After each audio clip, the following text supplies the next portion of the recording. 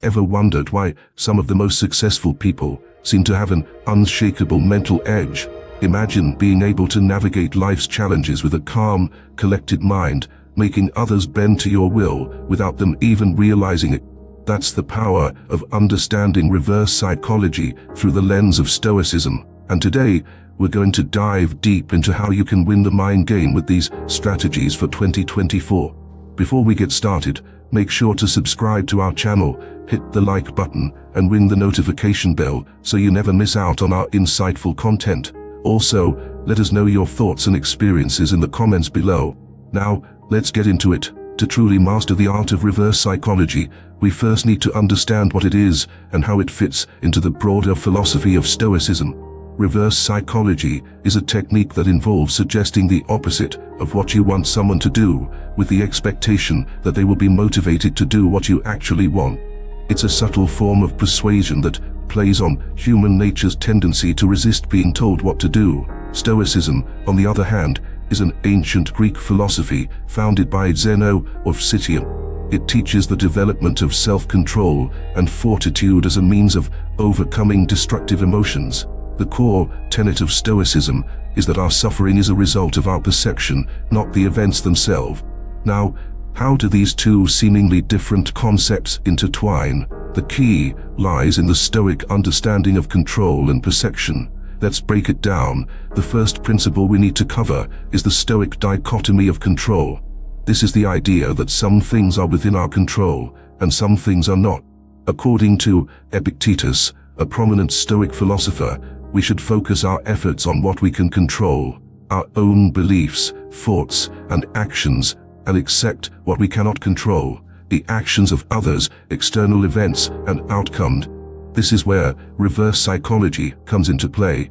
By understanding that we cannot directly control other people, but can influence their perceptions, we can craft our interactions in a way that aligns their behavior with our desired outcomes without direct confrontation.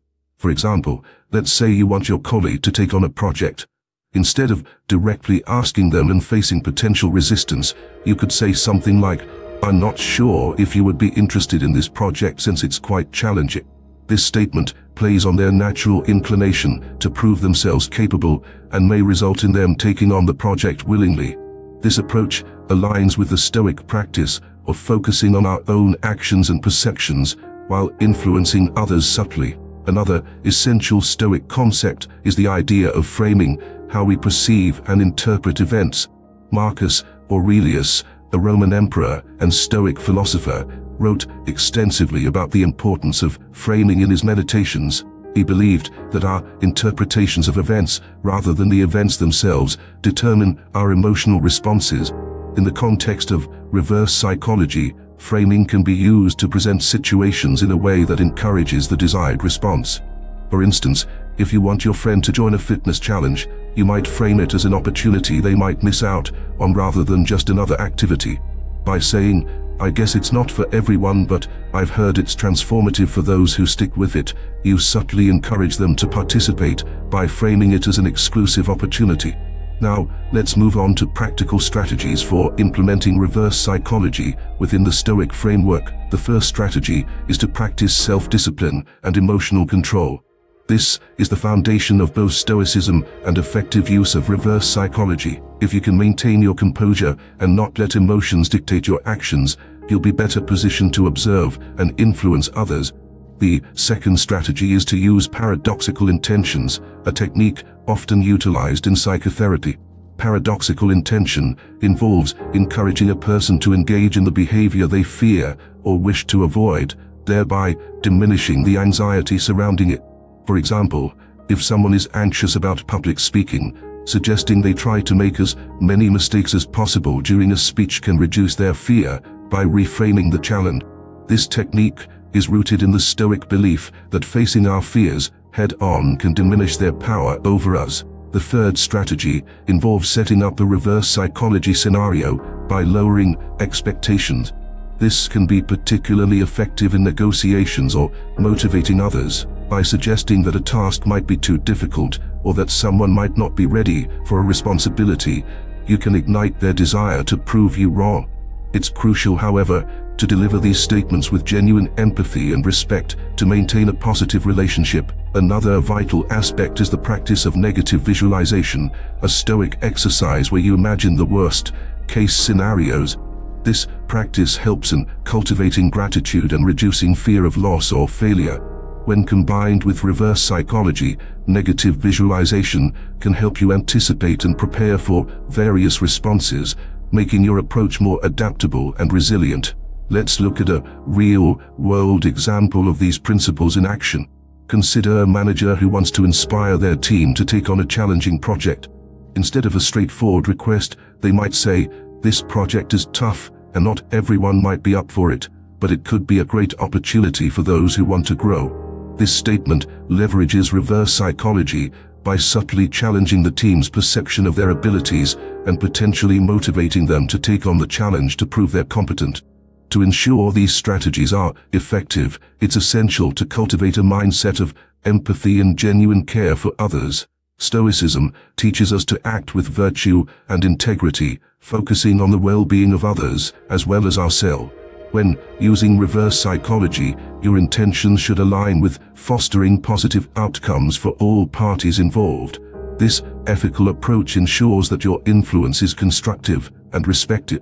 Another important consideration is the timing and context of your interactions. Reverse psychology is not a one-size-fits-all solution and must be applied judiciously.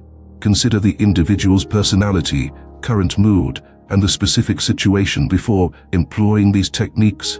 A key element of Stoic practice is the art of mindfulness, which involves being present and fully engaged in the moment. This mindfulness allows you to gauge the appropriateness of using reverse psychology and adjust your approach as needed. Let's delve into another practical example involving parenting. Suppose a parent wants their child to do their homework. Instead of demanding compliance, which might lead to resistance, the parent could say, "I'm not sure if you'll want to start your homework now or later, but it's your choice."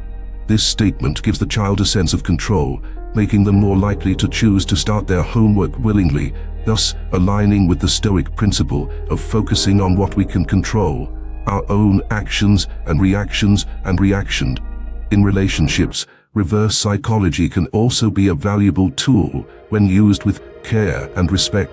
For example, if one partner wants the other to plan a romantic date, they might say, "I know you're really busy, so it's okay if we don't do anything special this weekend."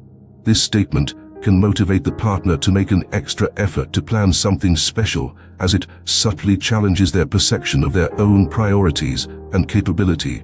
To further illustrate the effectiveness of these strategies, let's consider a historical figure who exemplified the use of reverse psychology and Stoic principles, none other than Marcus Aurelius himself. As a Roman emperor facing numerous challenges, Marcus often used Stoic principles to navigate complex political and military situations.